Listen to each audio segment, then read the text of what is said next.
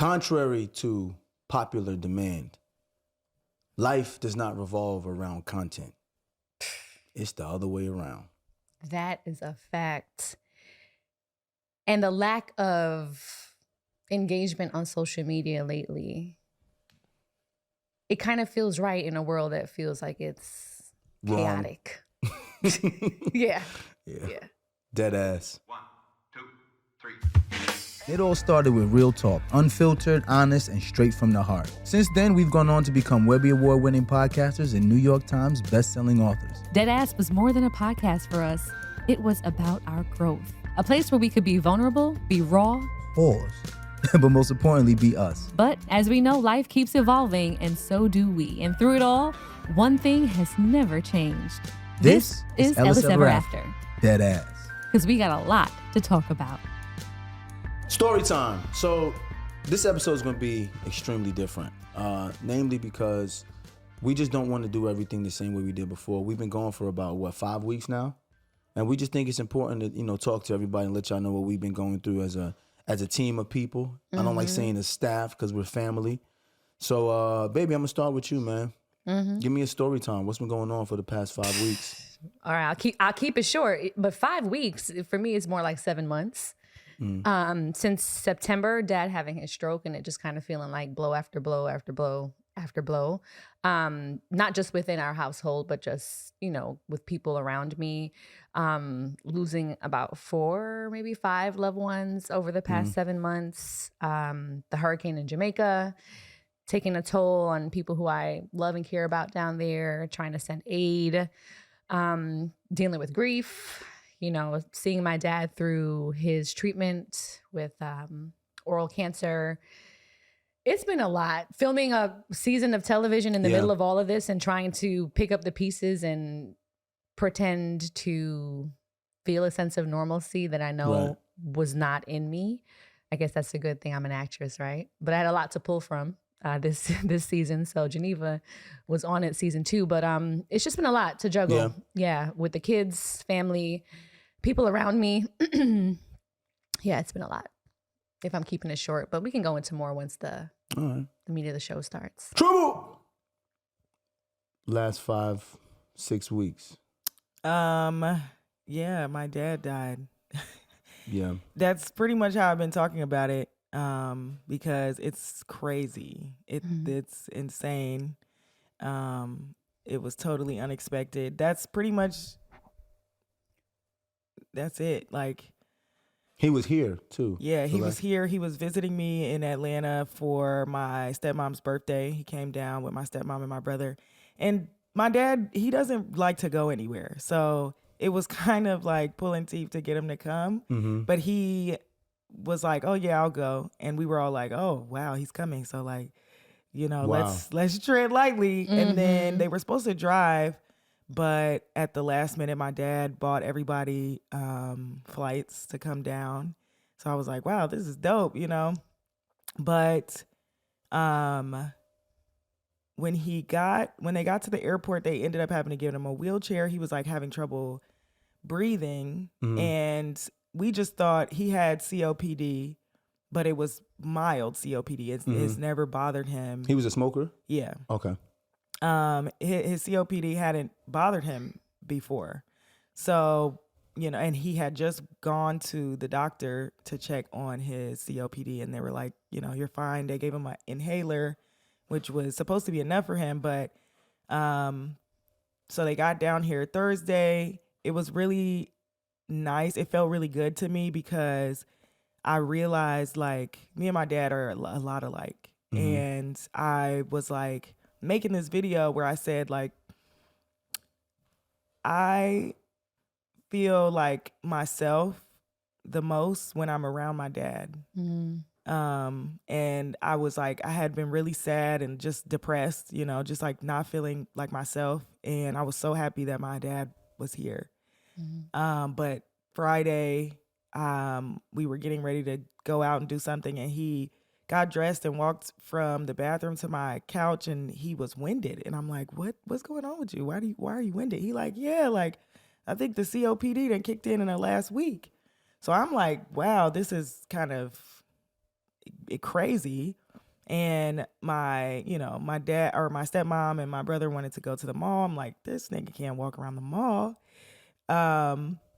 But, he like made his way. He sat down. We spent Saturday together. We had a really fun time on Saturday. We went and made perfume. He didn't make any because he was like, I can't smell anything. But he like treated us all to this, excursion. Wow. We went out for lunch that day, and he wasn't really eating either, which was weird. And I was like very worried about him because I've never seen him like, I've always said like my dad is invincible. Like, did you have a concern, or was it like, I did. But you had a concern, but you still felt like that's my dad. He'll be fine. I had a concern. Like I had a really big concern. I wanted him to go to the doctor, but my stepmom was like, we're going to take him to the doctor when we get back to check on his COPD. And I was like, because when we walked to my car, he was like, oh, I'm sweating already. And I started like looking at his fingers because I have panic attacks. And when I have panic attacks, what I think is happening is that I'm having a heart attack. So I know the symptoms of a heart attack. Right. Right. And so I'm looking at his fingers to see if his nail beds are purple. Purple, yeah. Yeah. And he just, I was like, it's just the COPD. Right. You think you told yourself that, or I told myself that, and everybody else was kind of like, yeah, it's probably COPD because my dad is, he goes to the doctor regularly. And so he was like rallying, he didn't really want to do anything. When we were in the house, he would just lay down and watch TV, and I was like entertaining him. I showed him my hot sauce collection, and he thought it was the wackest thing. Your hot sauce.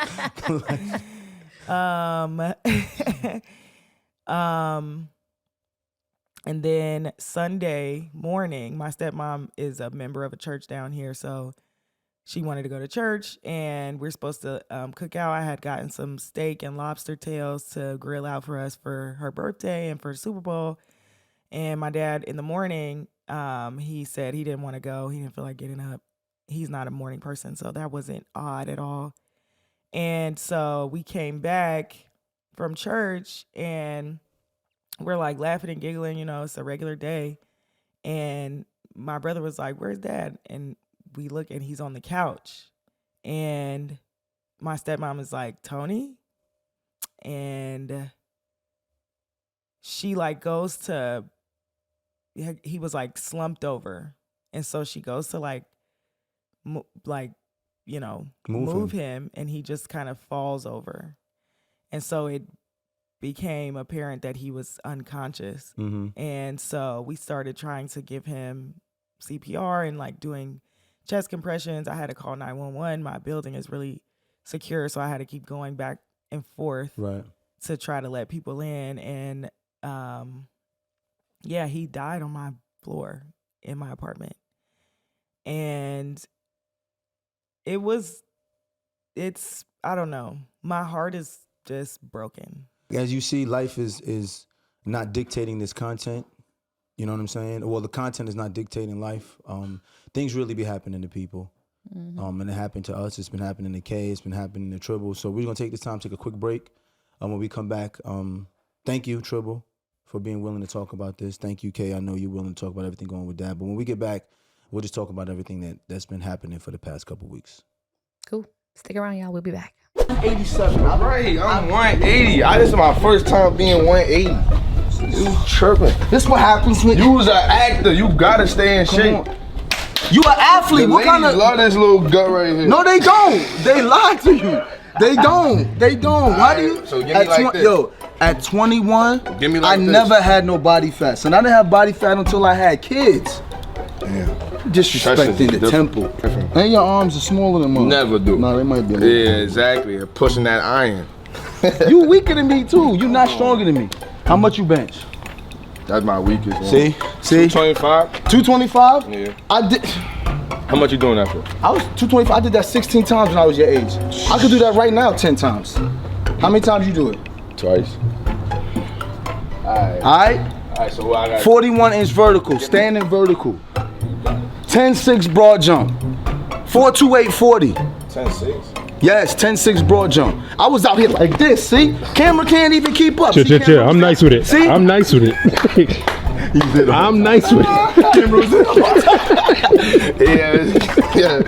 Yeah. See, this is...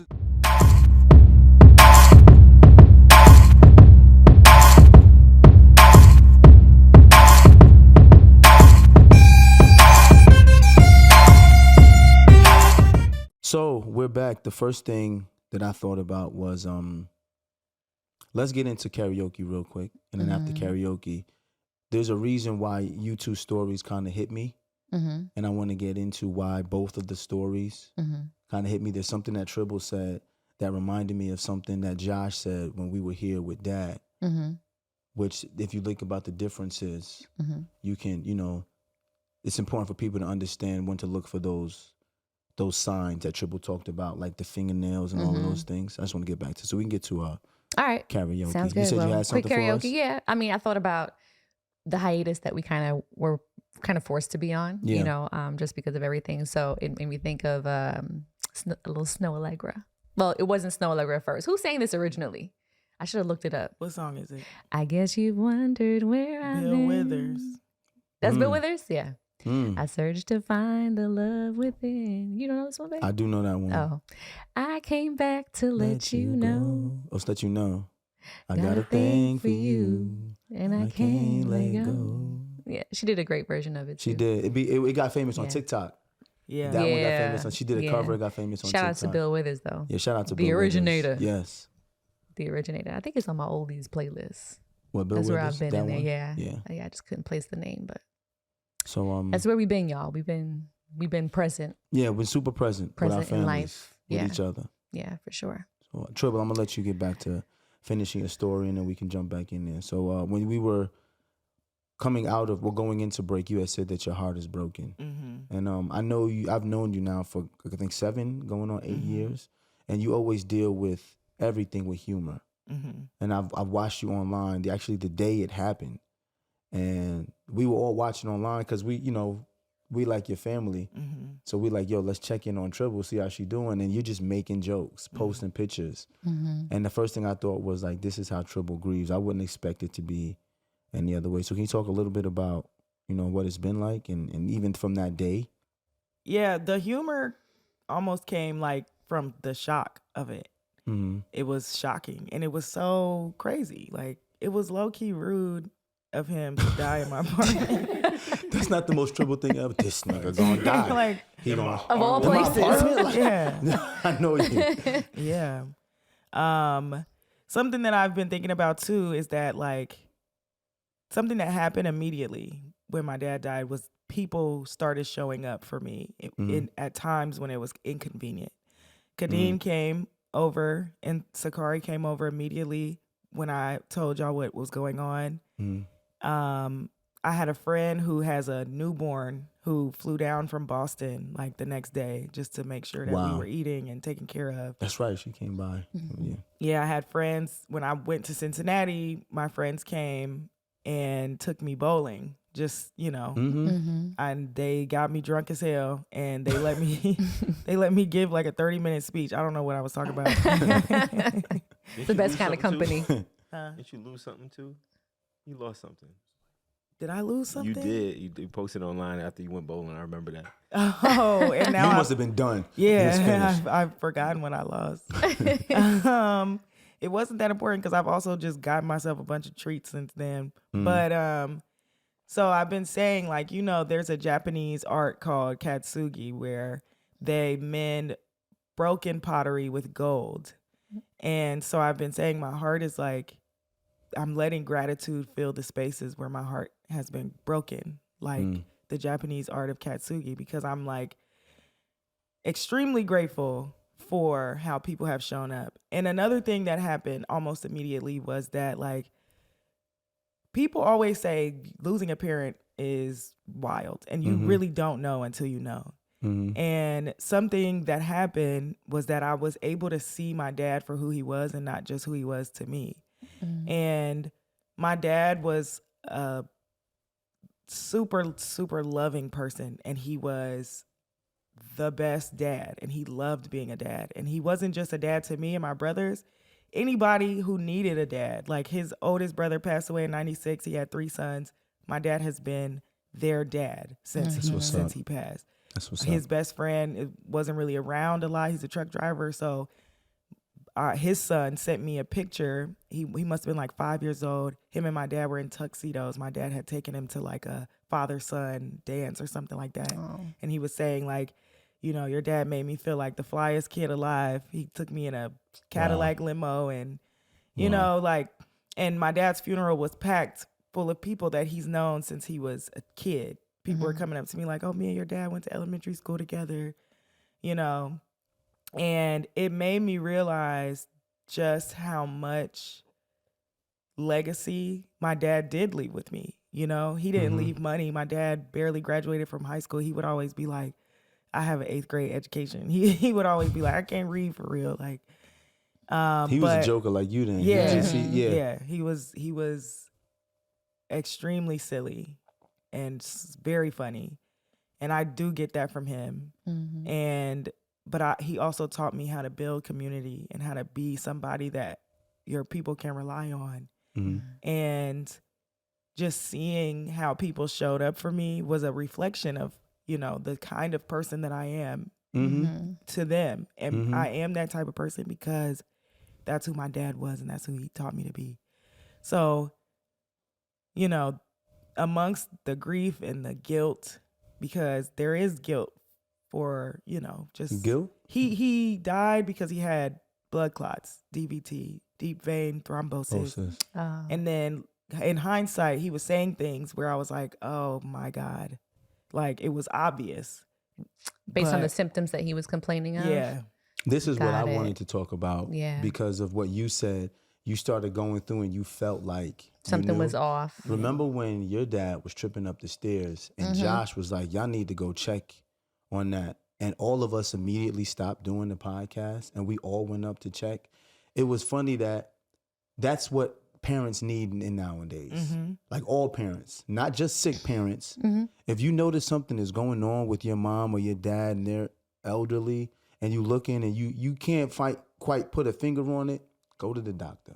Like that's what I've learned because when we went upstairs and we took Dad's... First thing we did was take his blood pressure. And it was super high. It's high. And the funny thing is we did the same thing with Kay when she was dealing with postpartum preeclampsia. And her dad said, go to sleep.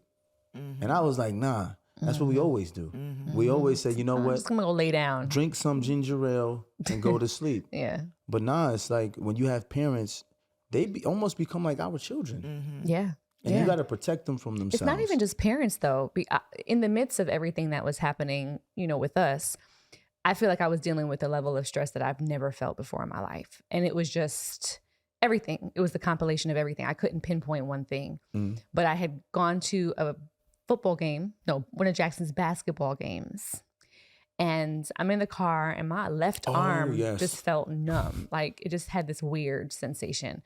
So I kept trying to do this and I'm like, oh, maybe it's because I've been working out more lately, whatever it is. I don't know. You talked about this. And I just felt something just fell off. And I said to my mom, I was like, my left arm just feels weird. And she literally looked at me and she was like, go check your blood pressure. My blood pressure was 157 over 100. And to me, I'm like, why is my blood pressure so high out of nowhere? Like I just went to a basketball game. I sat down. And then she said, take one of my blood pressure pills. And my sister was like, take an aspirin and you got to watch it. And you need a baseline and you need to track your blood pressure over the next couple of days to see what's going on. But I think that was just my body's response to everything going on around me. So it's like not even just looking at it from the parents, you know, at your parents' perspective, but it's also how am I feeling? Like being so in tune with your body that you know when something is not right. And my mom was like, that's the first thing I felt when I had a heart attack.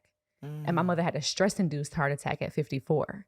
So when she heard me talk about this arm feeling weird, she was like, oh no, we gotta treat this now. And then you have to follow up with your doctor. Thankfully, I went for my physical blood work and everything. The most I have is low iron, child. But you know, my blood pressure was back to normal, 114 over 80. Cool.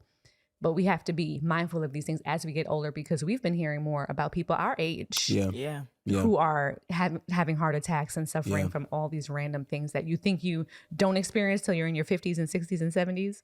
But in the 40s is really that turning point for a lot of people. Mm-hmm. That's a good point. That's a really good point. I want to get back to, you said guilt. Mm-hmm. You don't blame yourself, do you, Tribble?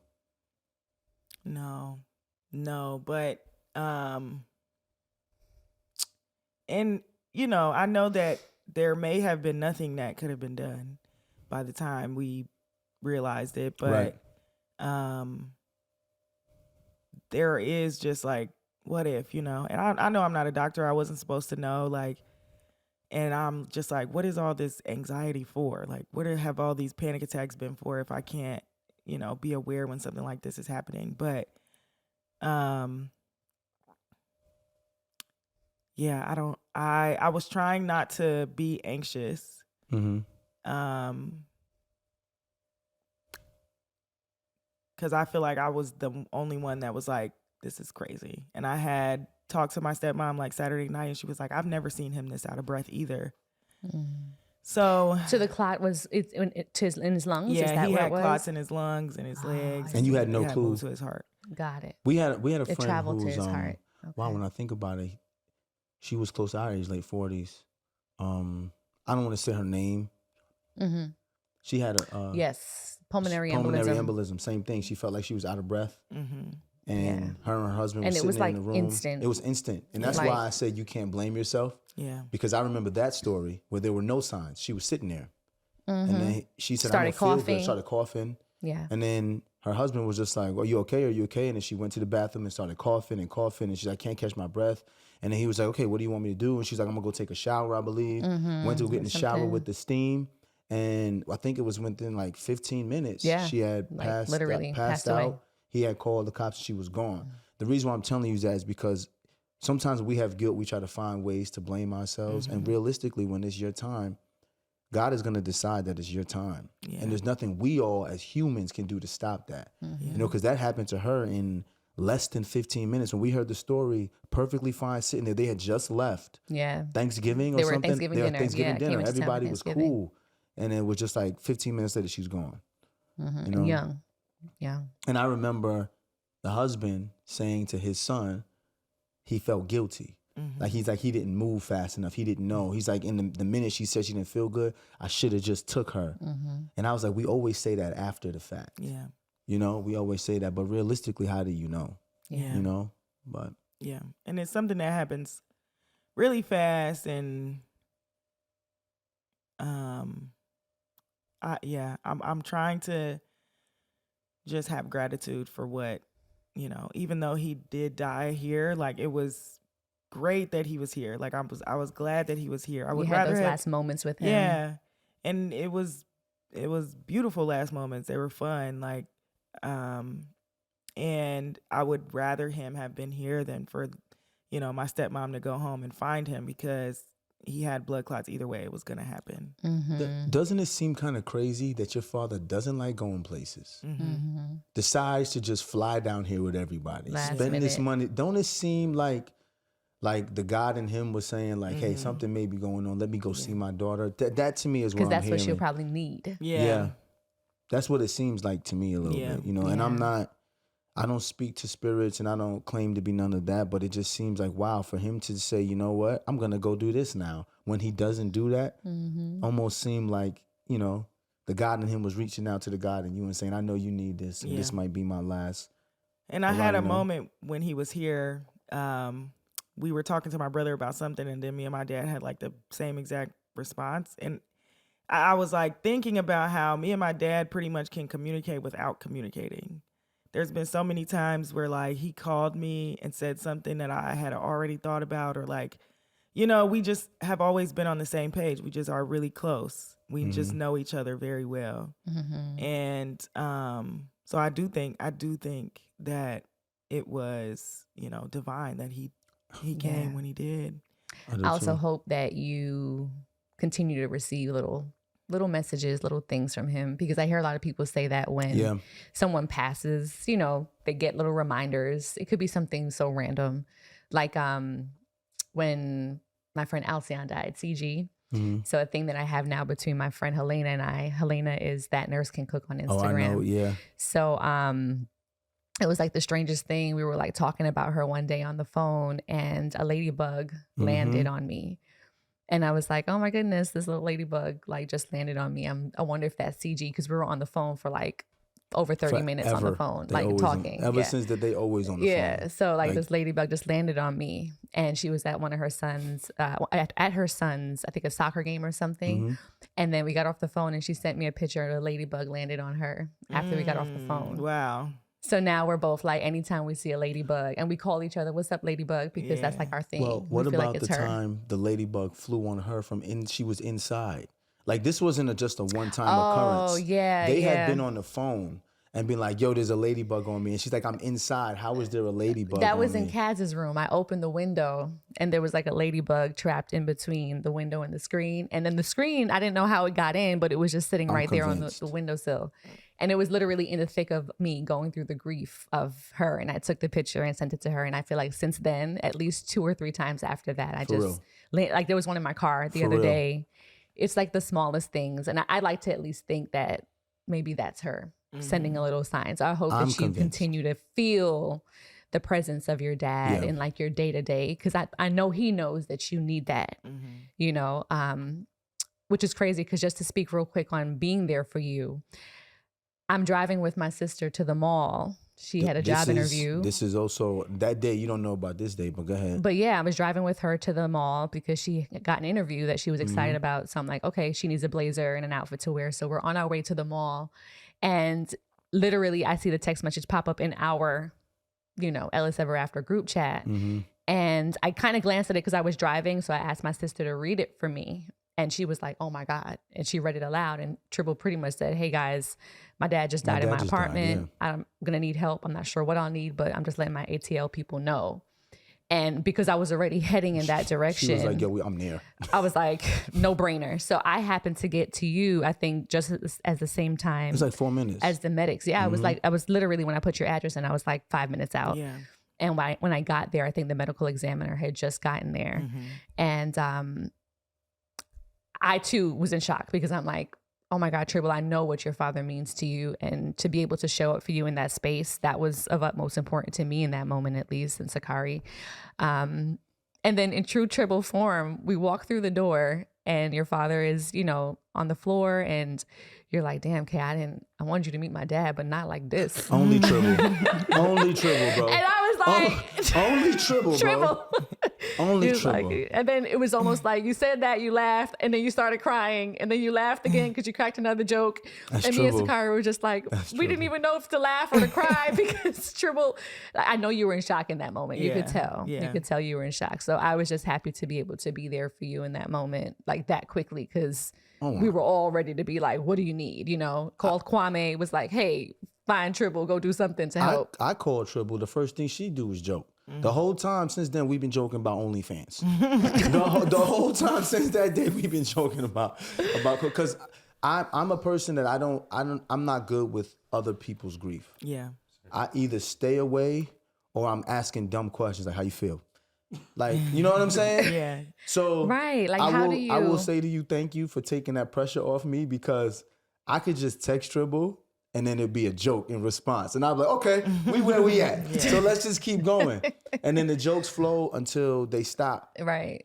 And then I hit her up again, like, yo, where you at? You know what was going on? Like, I will say to you, Tribble, like, I know you're going through a lot, but also thank you for making it easy for us. Because for people who don't know, this podcast, our podcast producer is Tribble. Everything that happens through this podcast runs through her first. She has to get everything to us.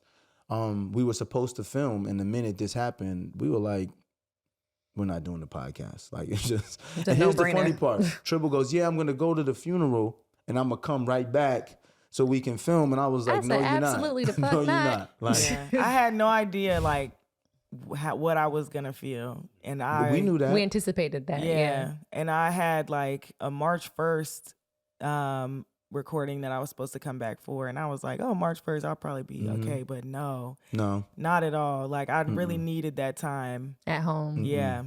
Just to you know, be with my family and be in my dad's like energy and In his space. to like feel what I felt and to not have to worry about anything else. Yeah. Yeah, I definitely needed that. So thank y'all. And my stepmom was very grateful for y'all for coming through and like having us over.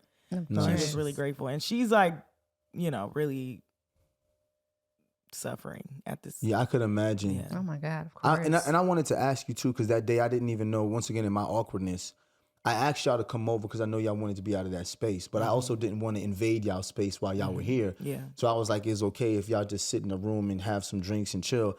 You know, I hope that was okay. Yeah. But at the time, I didn't know what to do because I didn't want to sit there and grill you. Well, tell me what happened. Yeah. How long did it? You know what I'm saying? People do Right. that sometimes. They get Yeah. nosy. I'm like, no, y'all just need a different place. Yeah, and also spend, sometimes, you know? yeah, and you just want to show up and you want to be of support, but literally words fail. Like in moments like this, there is Facts. absolutely nothing that can be said to make anything any better. Yeah. So it's just almost like, okay, there's presence. Yeah. You know, just like I'm here. Yeah. I'm here. I ain't gonna lie, I felt like that with you and Pops. Yeah. I expressed to Matt, I never said this to anybody, but there was times that I thought that I was like, there's no way a 73-year-old man who is fighting cancer, fighting like heart disease, Everything. is gonna Mad be stuff. is gonna be chemo and radiation. So my thing was, I'm like, at what point when it gets really bad do I have to start grieving my father-in-law? You know what I'm saying? And I was watching you go through it.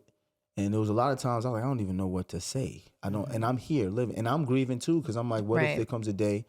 And there was a moment where the radiation started to like take over his neck, And his whole body, his yeah. whole body. He lost a lot of weight, and then he started bleeding at one point, and I was just kind of like, dang, this is that moment, you know, where it's like it started to get bad. So then I remember walking by, and you know how the house is when you walk by. Dad is always there to the left watching TV. Yeah. And this is the first day I walked by and he had the bandages on his neck. And I was like, yo, that's my guy, yo. Like, and then rather than say something, all I do when I walk by Dad is go, hey, how you feeling, young man? And he goes, I'm all right. And I know he's not all right, but I don't know what else to say. And I didn't know what to say to you neither, so I just kind of kept to Bruh. myself. So I went to film mid-January. I think I started on the 19th. Prior to that was 1 week of prep. And I was in and out of the house a lot. And I kind of embraced, I was feeling a lot of things at that point. I think I was embracing the break that I had from what I felt like was a daunting 6 months. And then also knowing like I had to show up in my workspace regardless of what I had going on. So it's like kind of tucking all of that away. And because I was so in transit, I stayed on campus to film and whatnot. When you see someone every day, you don't necessarily see the progression, good or bad. Yeah, It's almost like you see somebody every day. Am I losing weight? I don't know. But then you are away for a week or two, and you come back and you're like, whoa, you lost a lot of weight. Or so it was the progression that I saw is in his decline. It was like I was kind of in and out for a week. Then I went to film for a week. I was gone the entire week, came home on the weekend. Yeah. So by the time I wrapped, I think that's when he was in the thick of Yeah, that was of his radiation and treatment. And that's when everything was pretty much compounded at this point, and he was going through the worst of it. And I was like, oh my God, like it was hard to watch. It was hard to watch. To your point too, we always walk through the hallway and we see him sitting to the left. And there were some mornings I came and he wasn't sitting in that space. And I thought for a second, I'm like, oh my God, there's going to come a day where my dad is just not going to be sitting there anymore. You know? So then I would find myself like, okay, do I want to go downstairs and just check on him and make sure he's okay? Like, or is this the day I want to walk downstairs to check on him and he didn't come up because he's gone? Like, so many things go through your mind when you're going through all of this. And I also didn't realize how much of it I was suppressing just to even get through work. People were very kind on set because they would be like, hey, you know, we've been praying for your dad and everything. And I'm like, yeah. I just kind of like took it and kept moving because I was in the frame of mind to work. And we wrapped, I think it was on the 30th or 29th or 30th. And Tyler Perry's assistant, Jody, had come to set to just, you know, come and check on everyone. And she gave me a hug and she's like, I heard about your dad. I'm so sorry. She gave me a hug and I'm like, yeah, you know, he's on the mend or whatever. Got to my car to drive home because I was completely wrapped and sobbed the entire way home. Like at one point had to pull over because I couldn't even see to drive. And it was so many things happening at one time. It wasn't just thinking about dad. It was like gratitude for being able to work again, to be able to do what I thought I wasn't going to be able to do because I had such a heavy weight on my shoulders that I was dealing with for the past couple months. Thinking about dad, of course, thinking about not being home in that space, feeling guilty, feeling like I was leaving a bunch of weight on you. Yeah, weight on you, not being there for the kids. And then I'm like, the kids are experiencing watching their grandfather go through this at the same time. So what is that looking like for them? My mom, a lot of times you look at the person who is sick, but not the person taking care of that person. And my mom was really locked in, making sure that dad was okay. My sister pretty much flying down here for weeks at a time to assist. My brother coming down, my aunt coming down. So I just felt, I think it was just suppressing everything to get through work. And then it was like, whew, I can let it go. Aside from the emotions that I had to pull from just to work with my character, it was just a lot at one time, So I was grateful once dad rung that bell, man. It just felt like a sigh of, okay, he's done with this phase, but now there's the rebuild, So, yeah, it's been a time. How about this? This has been a heavy episode. Let's take a break. Let's go pay some bills. What do you think, Tribble? Take a break, pay some bills. Pay some bills, We'll come back. I don't want to do listener letters. No. Let's have Matt and Josh chime in too if there's anything because we didn't even get to touch on anything y'all have been I know for dealing with. Matt lost a parent, so this is Now, how many years has it been, Matt? 2011. 2011. Okay, gotcha. What is that? Yeah. 15 years. 15 years. I know he lost his dad to cancer, so we talked about that during this whole thing. It's just been a lot for everybody. I know Josh has his own things he's going through at home. Not sure he wants to discuss or not, but this is also just the truth, man. We don't let art dictate our life. Like at the end of the day, we do a podcast. We want to bring people together. We want to love each other and laugh and make sure people have good things to watch and listen to. But we are people, and we are all really like seriously going through things. So first thing I want to do is thank y'all before we take this break for even rocking with us still. We've been gone for about 5-6 weeks. We've never been gone this long in the whole lifetime of Dead Ass Podcast and Ellis Ever After. But we felt like this break was needed for not just you guys, but for all of us collectively, all 5 of us as a group. So we're going to take this break. When we come back, we're going to come back to the moment of truth. And then next week, we'll start back with some regular podcasts. But we're going to finish with the moment of truth. And then we'll see y'all next week. Perfect. Son, do you understand how hype I would be if I started fire from nothing on an island by myself? You couldn't tell me nothing. I'll be hype as hell. I just created fire from nothing. I am man. Would you love me if I could make fire from nothing? I would love you regardless. But that would be No, that was easy to say. You were supposed to say, baby, I would love you more because you can make fire. That's what you were supposed to say. okay, baby, I love you more than you can make fun. But now I don't believe it because you only said it. No, you said it after I said you're supposed to say it. So, no, don't. You just ruined the moment. That's why I'm not starting no fires. Baby, and you burned me up within your flame. I did not burn you. Shit. Well, you the one starting fires. I said I would start a fire, but now you talking about some man. You know how hard it is to impress a woman nowadays? I said, yo, I started a fire with my bare hands, baby, nothing. She said, it's messed up, yo. You can't do nothing these days, yo. Fire maker. See how she doing me, Tyler? Be your own wife sometimes, bro, you know? Yeah. What you eating now? What you eating now?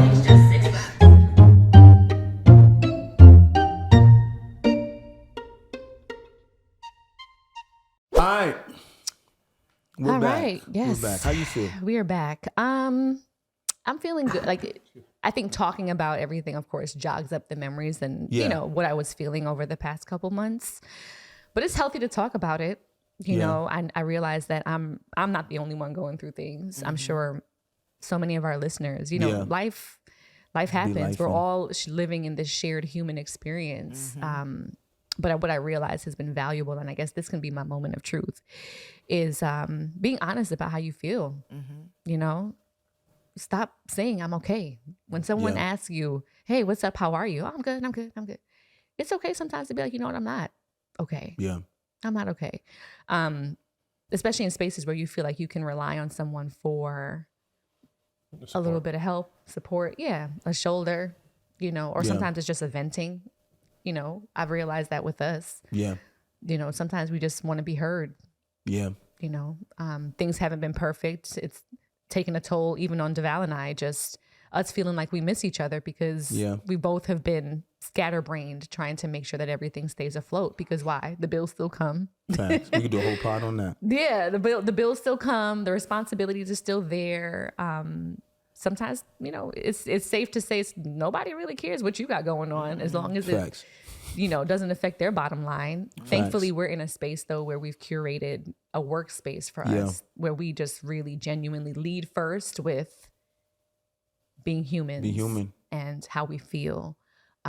So yeah, sometimes it's okay to say you're not okay and talk about it. I love that. Tribble.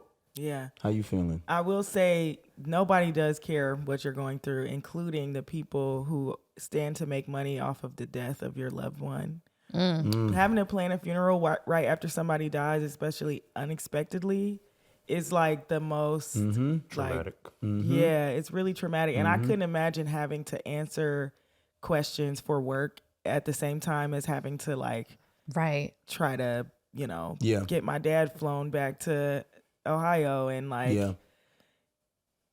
picking out his burial plot and figuring out how that's going to be paid for. So that's a stress of its own. I'm about to say that's real world stuff that no one thinks about, and then you got work stuff. Nobody want to answer that and do that. I feel you. Yeah, it was really helpful for me not to have to like worry about anything else, because even then, like I had to walk out of the room when we were at the cemetery picking out his plot because I was just like, this is crazy. But anyway, it has been helpful for me to talk about grief. I've been making these little videos and just like saying how I feel, and it has highlighted that we are just all having a human experience, and we have this common thing that we'll all go through at some point. And a lot of people have been through it already. And so that's been really helpful. And I will say, yes, it's helpful to talk about how you feel. And also it's so, when you die, you know, my dad, he wasn't an inventor. He wasn't a millionaire. You know, he wasn't like an important CEO or anything, but he was a phenomenal human being. He was a great friend. He was a fun person to be around.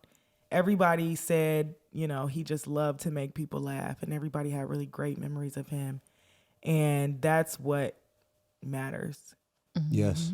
Yes. So yeah, every day when you put one foot in front of the other, just be a good person and know that that is enough. You know? That's dope. I feel that. I love it. Matt? Loss of words, really. But based off what Tripple's saying, the only thing that comes to mind is just live one day at a time. Be grateful. I know we hear the saying, have an attitude of gratitude, but it's like a real thing, especially in times like this. But I think my real moment of truth is Triple needs to get back on the stage. Because you have been hilarious. I'm not gonna lie, bro. I didn't want to say that, but Nah. Yeah. I've Your written threads that you were writing that first week, I was like, nah, He's not lying. this is gold. It's great content. No, it was good because some people asked me if your dad had really died or if it was like a skit. Oh yeah. They was like, is this real? Because Yeah. she mad funny, and I was like, nah, bro. Her dad really passed away. And I it was literally like, nah, wrote she a wild set. funny. I wrote a whole set during that first week. I love to hear that. That might be a great way for your that's gonna dad's be a good legacy set. to live That's on so too. strange. I was gonna write you and be like, yo, this is the coming of age of Triple right now, while it was happening, because we all knew You said it to me, through. Josh. That's it to you. You said it to me. You said this. We've just watched Tribble's coming of age. You the one who was sending me the stuff about her threads. Remember, I don't have threads. You was sending it to me. There you go. You inspired people. Look at her. It was funny. It was It was good. Yeah. What was your dad's name? Anthony? Was it Yeah, Anthony? Yeah. Tony. See, Anthony lives on. Yeah. I did speak at his funeral too. Got a couple laughs. So In his suit, which was in his fire. suit, That was fire. You had That was redone. fire. That was fire, actually too. really dope. Two drink minimum. Did you go through his closet? Did you go through his closet and like pull a bunch of pieces to take? and Yes, keep? I did. I hope you did. Sure did. I got like 8 Coogi sweaters now. I love that. I'm Coogi down to the socks, man. Now that's You're playing dope. for real, honey. Because remember I said if I had a daughter, my daughter's name would be Junior. I was gonna name my daughter DeVal. Oh, that's cute. Yeah, and she was gonna be the only junior I had. So to see how you like correlate with your dad and how much you appreciate everything he's giving you and you wearing his suits, it's kind of like if I had a daughter and her name was DeVal, we were gonna call her Devi. I would want her to just do shit just to be like her dad. Like, what you gonna wear, Devi, to prom? Look at AJ over there. Look at AJ. Anthony Jr. over there. Nah, that's what's up. That's dope. That was your moment of truth, Josh? You got a full moment of truth? My moment of truth is really just thank you for making it easy for us to help you during that time. Like you, DeVal, I'm awkward around any moments of grief, and I really don't. I really want to say how you doing, but I know better, so I don't say it. But in the meantime, I'm like, I know I should be saying how you doing, but I mean, well, so that'd be me though. Something. It'd be a few times I hit Triple up, and I'm just like, I don't really know what to say. So, hey, when we go get the next podcast, That's all Josh is saying. no, but seriously, I thank you for making it easy, because as difficult it is for you. You never really want to make it difficult for the people around you when they interact with you. So you didn't do that. So I appreciate you. And, my condolences to you and your family on your dad's passing. Yeah, thank you. Anything you had going on, Josh, real quick, that we didn't get to touch on? I know we had majority Yeah, it of was stuff tough, going on man. over here. We talked about you guys going through it. I really want to bring my stuff into it. All good. But I tried to update my computer and it died. I swear. I swear. I thought it was over, guys. I thought it was over. Oh seriously. my I God. was there for a computer for like an hour trying to figure out what was going on. But I see thankfully, the amount of code on his. I took a picture of your screen already. Your computer looks crazy right now. thankfully, we You brought it live back to to see life. another day. Josh Yeah. is, oh God. It was Amazing. rough. It was a rough hour. The funny thing is I know what you're talking about because I updated my phone. I haven't updated my iOS on my phone in man long. And I don't know where my phone is no more. I went to go find my pictures. They all scrambled. My contact. I don't even care. Forget this phone. I really don't care no more. So if Bruh. it was my computer, I'd have been done. I promise you, my phone gave me so much anxiety now. I'd be like, I don't want to talk to nobody. My moment of truth. My first moment of truth is I love y'all. Like these 4 people in this room. We do this because we love to do it. You know what I'm saying? That's really, truly the facts. Like, we don't have to do this. We want to do this. We love to share our stories with people. We love to get together once a month and film these episodes. Yeah. I'm going to say my moment of truth is not having them episodes shot. I missed what we do to make the episodes. Yeah. When you wake up in the morning and you get here and you got to be here at a certain time and then everyone comes in and Kwame comes with lunch and then we go get our workouts after and we laugh and joke. Those are the things I love the most about doing the podcast. It's like we don't do the live shows anymore. So when we get together once a month for 3 days, it feels like that same camaraderie. Yeah. So I just want to say I love y'all. I hate the fact that everybody is going through shit right now. It seems like the whole world is on fire. I love the fact that we have each other. I love the fact that we have an understanding that we like, yo, life is happening. We really don't got to do no content right now. I love the fact that we all on that. You know what I'm saying? And we took a break to get back to our families and stuff. And I want to say to the Ellis Ever After crew that's been rocking with us, we will be back. We will be consistent. But thank y'all for having empathy. I know how much y'all love Tribble. I know how much y'all love Kay. We've been through a lot. I know how much y'all love the 3 of us, but I appreciate the well wishes that I was seeing on the page and on my personal DMs, making sure that everybody was okay. So I just want to say thank y'all. That's my moment of truth. I love y'all. We will be back, but most importantly, remember that we're all humans. And thank you to comes before you everything. because you're thinking like Tribble and I, but you were going through a lot too. I was. And I don't want to was, glaze over that, just real quick because you were a stronghold, solid rock through all of this for all of us. I appreciate that. Like, I we appreciate joke that. about the fact that he's become like my mother's therapist. You should bill her. You should totally bill her. Can't bill She me. literally comes in here. She's like, "Where's my coach? Where's my coach? Where's my legit does. therapist?" And I'm like, if DeVal had to have one more person offload their problems onto him, so because I'm already defensive of like, nobody talk to him. Everybody leave him alone. Yeah. And the fact that you're still able to show up every day as an amazing husband, an amazing father, an amazing son-in-law, an amazing son. Like, I don't know how you do it because I'd be ready to shut down and move out. Appreciate I'm you. like, y'all can have everything. I'm gone. That's the Sagittarius in me. I'm like, book me a flight. I'm out of here. But the way that you've been able to show up for everyone all the time. Like, I would go to text Tribble and DeVal's already texting Tribble. Like, oh, I got her. She's He good. texts me like every day for the first couple weeks. And I thought it was so special. Thank you. It really, really, really was helpful. And he would be like, "Did you shower today?" I'll be like, "Nah." Nah, she'd be like, nah. Did you shave your legs lately? One day she was like, nah, I ain't even eat yet. And I was like, come on, Tribble, you gotta eat. And I said, well, you go in the shower, man, take the camera for our OnlyFans. That's how we joked the whole time, yo. And it was even better because all my aunts and stuff, they'd be like, "Oh, you work with Zach?" Oh, the whole time, like, I'm like, my dad just died, yo. Sorry for Zach. God damn it, read the room, guys. But then he would text me and then I feel like famous. Like, yeah, I do work with Zach.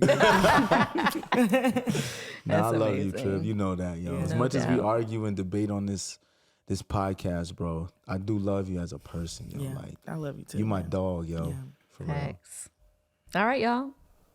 We didn't do listener letters today, but if you want to be featured for a future episode, because the ball is rolling now, we're back, y'all. Be sure to email us at ellisadvice@gmail.com. Yes, that's ELLISADVICE@gmail.com. All right, and if you're listening on Apple Podcasts, be sure to rate, review, subscribe, download, tell a friend, because we're back. Happy to be here. You can follow me on Instagram at KadeenIam, and I'm also back on TikTok, y'all. You know, one day at a time. one step at a time. All right. Don't start harassing me for the get ready with me. I just cleaned my closet after 7 months. So we're making baby steps. Wow. But you can follow me at KadeenIam. And you can follow me at I Am DeVal on all platforms. You can find me at mattellisphoto.com. And you can follow me at Joshua_Dwayne. And I'm at Tribs the Cool, TRIBBZ the Cool on everything. And we're back, y'all. Make sure you rate, review, and subscribe. And That ass, download. y'all. I said make it sure already. you download too, baby. I said it. I flipped the script. It's all right. Whatever. all right. We back. That's all We that matters. Dead ass. Cut. Ellis Ever After is an iHeartMedia podcast. It's hosted by Kadeen and DeVal Ellis. It's produced by Tribble. Video production by Joshua Dwayne and Matthew Ellis. Video editing by LaShawn Rowe.